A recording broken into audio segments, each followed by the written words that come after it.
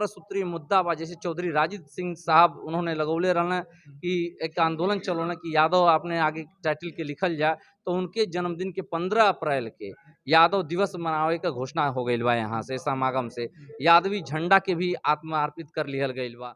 और तमाम यहाँ बचऊ बाबा जो पहलवान रहने, जो बनारस का गौरव रहने, जैसे आज बनारस हिंदू विश्वविद्यालय खड़ा बा, नहीं तो खड़ा ना हो पावत, मदन मोहन मालवीय जी का वो मित्र रहने। ऐसे एक कार्यक्रम में बचऊ वीर बाबा के हमन के आज डिमांड कल गई बा कि उनके मूर्ति वहीं मालवीय जी के बगल में बीएचयू कैंपस में लगे के चाहिए। तो अब श्री कृष्ण से यह प्रार्थना करते हैं हमारे अंदर कोनो स्वार्थ ना आवे, और जो शिद्दत से हम लगल हैं, भगवान हमके शक्ति दें, ऊर्जा दें कि वो काम के हम टारगेट फोकस होकर के वो काम करें। और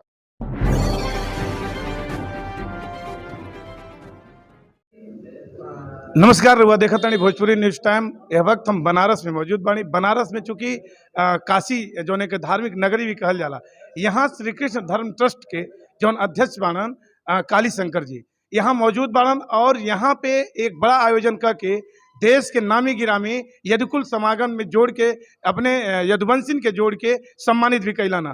तो इस सम्मान के कड़ी के पीछे हाथ का बा, राज का बा, और ये सम्मान के आप देश के कोने कोने तक ले जाके ये अपने यादव समाज के यदुकुल समाज के जोड़ले के जो मुहिम चला रहल बानी, एकरे पीछे हम जानब काली शंकर के कि एकर आयोजन के मकसद का बा। हम काली शंकर से सीधे आपके मिलाते हैं। स्वागत बा काली शंकर जी भोजपुरी न्यूज टाइम। धन्यवाद आपका बहुत बहुत।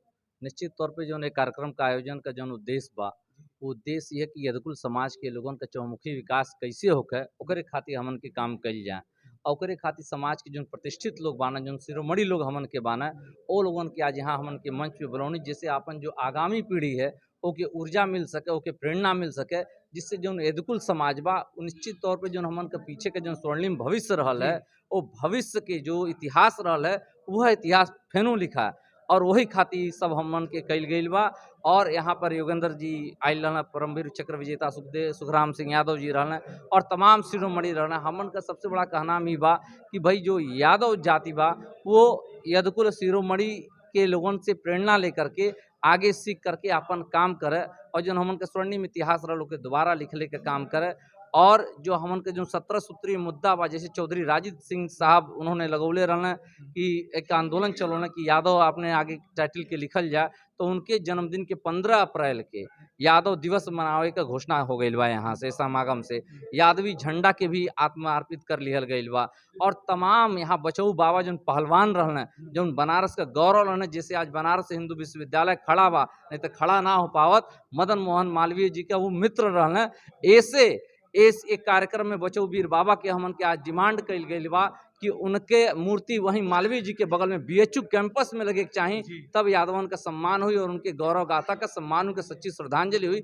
यही वजह तमाम ऐसा मुद्दन के लेकर के हमन के करत बाणी। के बाद 25 अगस्त के इलाहाबाद में कार्यक्रम आयोजित होता, फिर कानपुर में आयोजित होता, मैसूर में हमन के मनावत यदुराया जी के 625वीं जयंती, ओडिशा में कार्यक्रम लगल बा। तो एक श्रृंखला यदुकुल समागम के चलल जा, पूरे देश में एक जन जागरण खातिर कार्यक्रम आयोजित। काली शंकर जी पूरे देश में आपके भ्रमण करे के पड़ी, और पूरे देश के जो बिखरल यादव समाज बा ओके जोड़े के पड़ी, क्योंकि आपके महापुरुष भी पूर्वज भी तमाम लोग जोड़त और अभी भी जोड़ ना पाना। तो लंबा टारगेट बा, कैसे लगत आपकी, कैसे पूरा कर पाएंगे? देखल जाए कोनो टारगेट असंभव ना होला, बशर्ते उसके शिद्दत से कल जाए, उनमें कोनो स्वार्थ न होकर। जहाँ स्वार्थ भिड़ी वहाँ काम खराब हुई। तो अब श्री कृष्ण से यह प्रार्थना करते हैं हमारे अंदर कोनो स्वार्थ ना आवे, और जो शिद्दत से हम लगल हैं, भगवान हमके शक्ति दें, ऊर्जा दें कि वो काम के हम टारगेट फोकस होकर के वो काम करें। और असंभव तो ना होला, हमरो डायरेक्टरी में ही ना असंभव शब्द, जो काम पकड़ी ला करके करें, तो निश्चित तौर पे विश्वास पे बा कि ये काम हमन के पूरा करिए। राज्य भी स्थापित, कितना दिन से आप ये काम के बीड़ा उठौले बनी? तकरीबन 2017 से श्री कृष्ण धर्म ट्रस्ट का गठन भइल बा। 9 जून के आप देख लें गोरखपुर में आपो रहली, वहाँ कार्यक्रम भइल। 14 के यहाँ होता, 25 के इलाहाबाद में होता। तो इस श्रृंखला चलत जाई, समूह बनत जाई। गांधी जी अकेला निकले रहना, देश के अंग्रेजन के हरा करके आज़ादी ले रहना।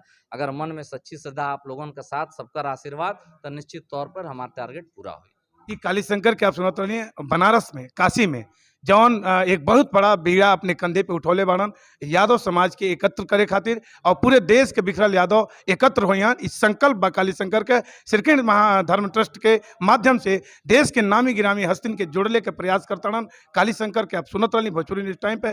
कैमरा पर्सन मनोज संगम समुचरण देखत रही भोजपुरी न्यूज टाइम।